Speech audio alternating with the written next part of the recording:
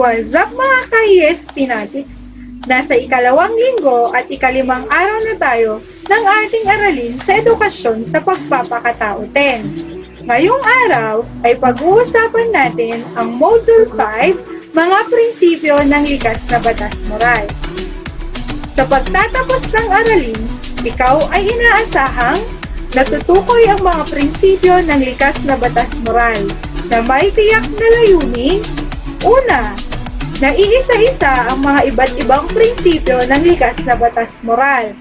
Pangalawa, na pagninilayan ang mga ginawang kilos. At pangatlo, nakagagawa ng sariling buod tungkol sa paksang tinalakay. Kung handa ka na sa ating aralin, halina't sagutan natin ang paunang pagsusulit. Simple lang ang iyong gagawin. Piliin ang titik ng pinakaangkop na sagot at isulat ito. Bibigyan kita ng 10 segundo para sagutin ang mga tanong. Handa ka na ba? Kung handa ka na, sagutan na natin ang mga tanong. Unang tanong, anong batas ang tumutukoy sa kakayahan ng tao na makilala ang mabuti sa masama? A. Batas militar. B. Batas panlipunan. C. Likas na batas moral. D. Pangmalakasang batas.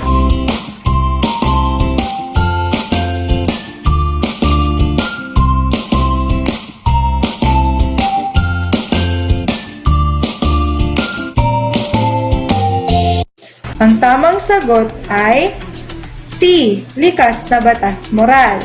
Ikalawang tanong, alin sa mga katangian ng batas moral ang naglalahad na ito ay nagmula mismo sa katotohanan, ang Diyos? A. Di nagbabago. B. Objektibo. C. Pangkalahatan. D. Walang hanggan.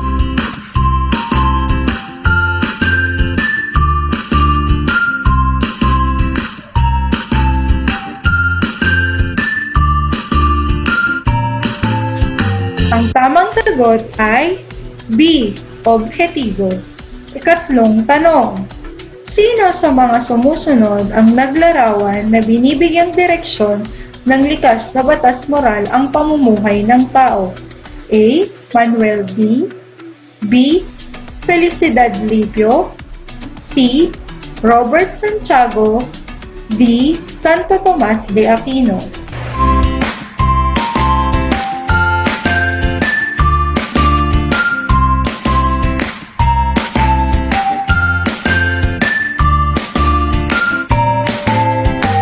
Ang tamang sagot ay B. Felicidad Lipio. Ikaapat na tanong, ano ang dahilan kung bakit may likas na batas moral? A. Nagbibigay ito ng direksyon sa buhay ng tao. B. Hindi manganganib ang buhay ng tao. C. Para ang tao ay laging masaya sa piling ng kapwa-tao. D. Upang maginhawa ang buhay ng tao.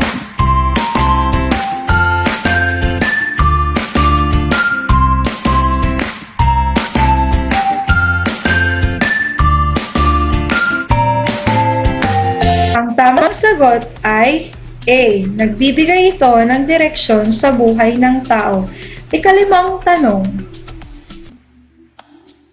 alin sa mga sumusunod ang unang prinsipyo ng likas na batas moral?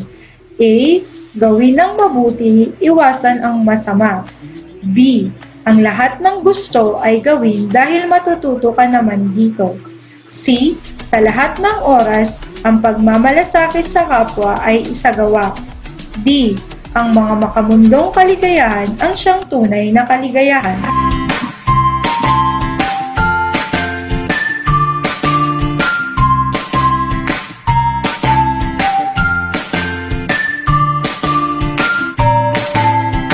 Ang tamang sagot ay A. Gawin ang mabuti, iwasan ang masama. Naging madali ba ang iyong pagsagot? Ilan ang nakuha mong tamang sagot? Huwag kang mag-alala kung mababa ang nakuhang score dahil paunang pagsusulit pa lang ito at may talakayan pa. Ngayon ay magkakaroon tayo ng balik-aral. Tatawagin natin itong Hanapin Mo Ako. Noong nakaraan ay nagkaroon tayo ng talakayan tungkol sa isip at kilos loob. Ngayon, hanapin ang lahat ng salitang maaring may kaugnayan sa isip at kilos loob, at pati na rin sa salitang likas na batas moral. Maaring magpatulong sa ibang miyembro ng iyong pamilya at isulat ang mga ito.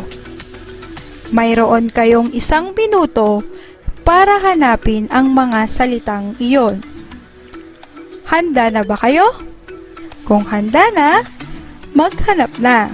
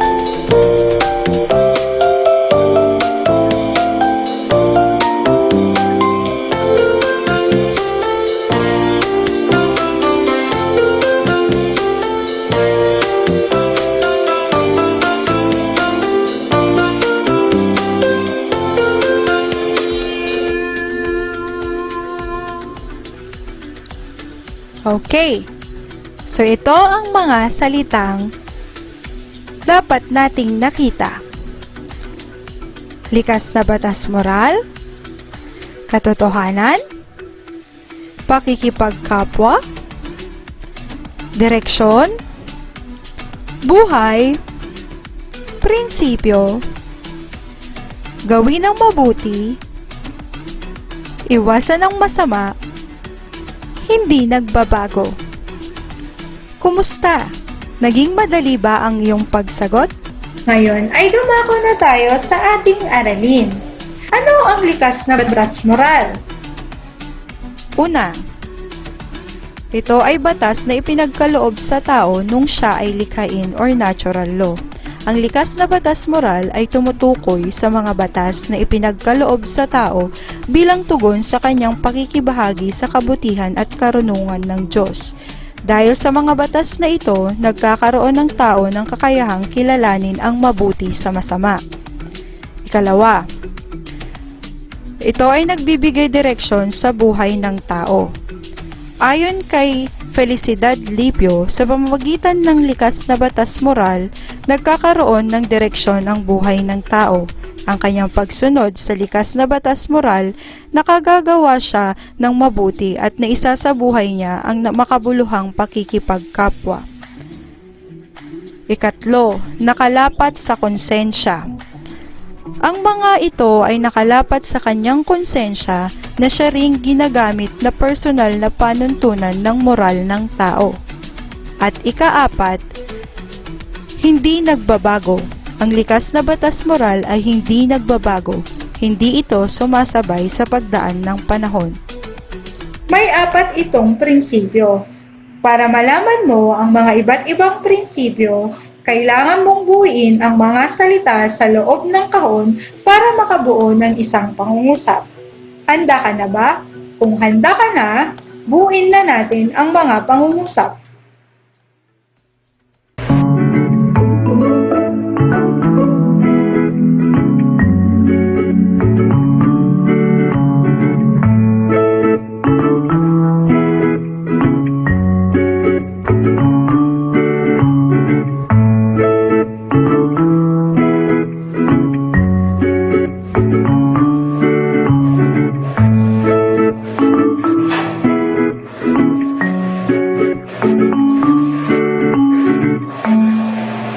Tignan na natin ang 4 na prinsipyo. Una, gawin ang mabuti, iwasan ang masama.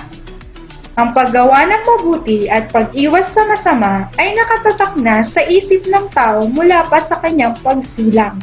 Pangalawa, Kasama ng lahat ng may buhay, may kahiligan ng taong pangalagaan ang kanyang buhay. Kung kaya, ang bawat tao ay pinahahalagahan ang kanyang buhay. Ito ang dahilan kung bakit sa tuwing magkakasakit ang tao, ay agad siyang humahanap ng lunas tulad ng pag-inom ng tamang gamot at pagpapahinga. Ang pangatlo ay, kasama ng mga hayop, likas sa tao ang pagpaparami ng uri at pag-aralin ang mga anak. Likas sa tao ang pagnanais na magkaroon ng mga anak at bumuo ng sariling pamilya. Ngunit hindi sa pagkakaroon ng anak natatapos ang kalikasang ito. Dapat na maunawaan ng tao na ang kasunod ng pagkakaroon ng anak ay ang tungkulin na sila ay alagaan at pag-aralin. At ika-4 na prinsipyo, bilang rasyonal na nilalang, may likas na kahiligan ang tao na alamin ang katotohanan at mabuhay sa lipunan. Sa pagkakaroon ng sapat na kaalaman, magiging ganap ang paghahanap ng tao sa katotohanan. Ngayon, isa-isahin mo nga ang 4 na prinsipyo ng likas na batas moral. Tama!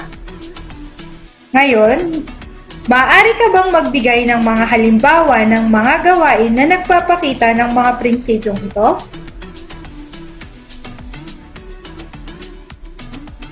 Magaling! Ngayon ay isa-isahin natin ang mga halimbawa ng mga gawaing nagpapakita ng prinsipyo ng likas na batas moral. Sa unang prinsipyo, isinaoli ni Carla ang perang galing sa SAP or Social Amelioration Program na naibigay sa kanya dahil dumoble ang kanyang pangalan sa listahan.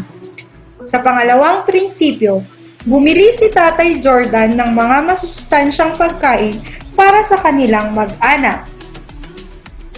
At sa ikatlo, sinikap ng magkumparing sina Zomar at Nicole na makakuha ng Learners Enrollment Survey Form o LESF sa barangay para sa mga anak nilang papasok ng grade 7. At sa ika-4 na prinsipyo, dahil nalaman ni Christina na ang kasabayan niyang umuwi ay nagpositibo sa COVID-19, agad siyang nag-report sa kinauukulan. Malinaw na ba sa iyo ang iba't ibang prinsipyo ng likas na batas moral? Ngayon ay handa ka na sa bahaging paglalahad. Gawin ang dugtungan challenge. Dugtungan lamang ang mga hindi tapos na pahayag. Unang pahayag. Ang likas na batas moral sa aking sariling salita ay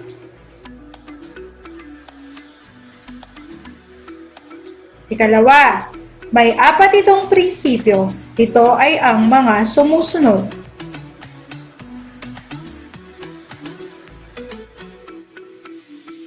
At pangatlo, pumili ng isa sa dalawa. Mayroong or walang kaugnayan ang konsensya sa likas na batas moral dahil para sa pagpapahalaga, kapanayamin ng mga kapamilya at pagnilayan ang mga naunang mga ginawang kilos. Bumuo ng ulat sa mga nagawa ninyong mag-anak na kakikitaan ng mga iba't ibang prinsipyo ng likas na batas moral. Kaya mo ba? Kaya nyo ba? Kayang-kaya! ngayon ay nakarating ka na sa dulo ng ating aralin. Ilabas ang iyong learning packet at sagutan ang bahaging gawaing pagsasanay para sa Module 5. Iyong pakatatandaan na ang likas na batas moral ay ibinigay sa tao nung siya ay likhain. Ito ay sa dahilang nakikibahagi siya sa karunungan at kabutihan ng Diyos. Nakasaad sa batas na ito ang dapat gawin at di dapat gawin ng tao, kaya't ito ang gumagabay sa kilos ng tao. At layod ng batas moral na pagkalooban ang tao ng kinakailangang batayan upang makagawa siya ng tamang pasya at kilos. Higit sa lahat, layunin ng batas na ito ang kabutihan ng tao. Naiba'y natutunan kayo sa araw na ito. Salamat! Hanggang sa muli!